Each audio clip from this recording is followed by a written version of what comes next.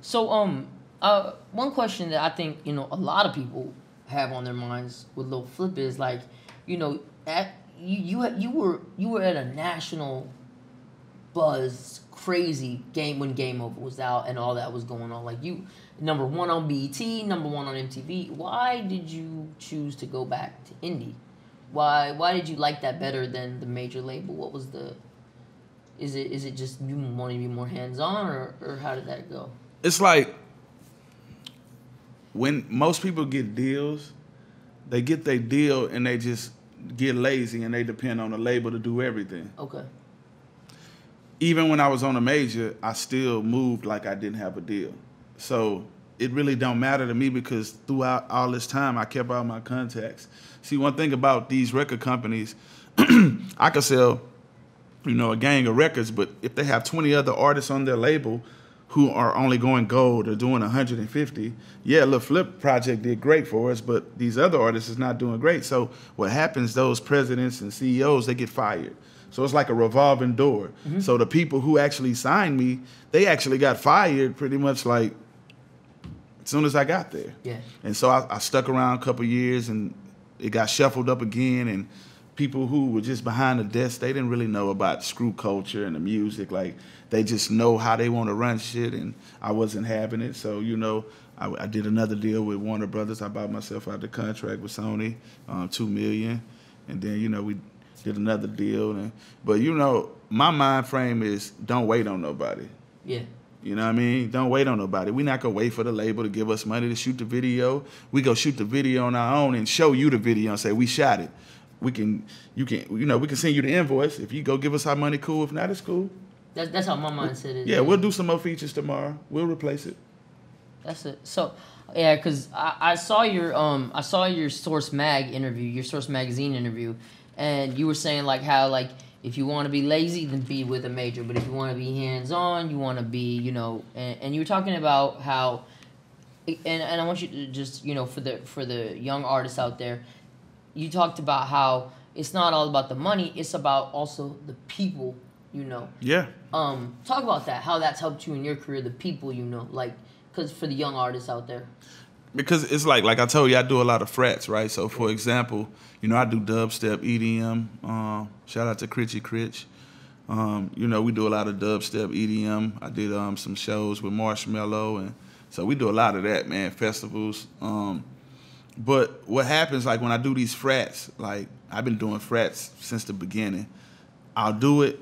And then, 10 years have passed and same frats book me, different presidents, as people graduate, life moves on. So they're like, yeah, my cousin they brought you here and I was only 5. We want to bring you back. Yeah. And then, you do it and then, 5, 6 more years. Yeah, my other brother, he's one of us now. We want to bring you to the frat house. So it goes from kids, uncles, brothers, and then, before you know it, it'll be grandpas. They be like, yeah, we want you to come do our. Yeah. So that's one example, and I always give people a great show.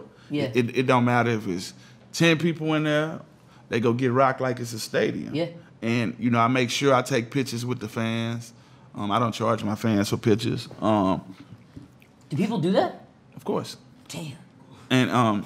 And even when I have merch, like I'll hold, like 10 extra copies of my mixtapes or whatever, and I'll give them to the staff. Because, like the security guards, the bouncers, and the bartenders, they can't stop what they doing to come take pictures, even though some do, you know what I mean?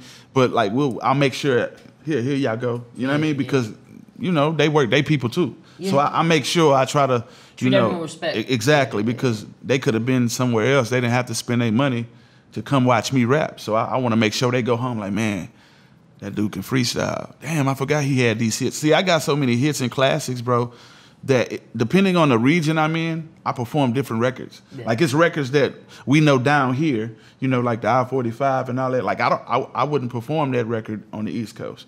Yeah. Like even though it's some Screwhead fans in New York, like it's different records I do depending on where I go. Oh, okay, yeah, that makes sense.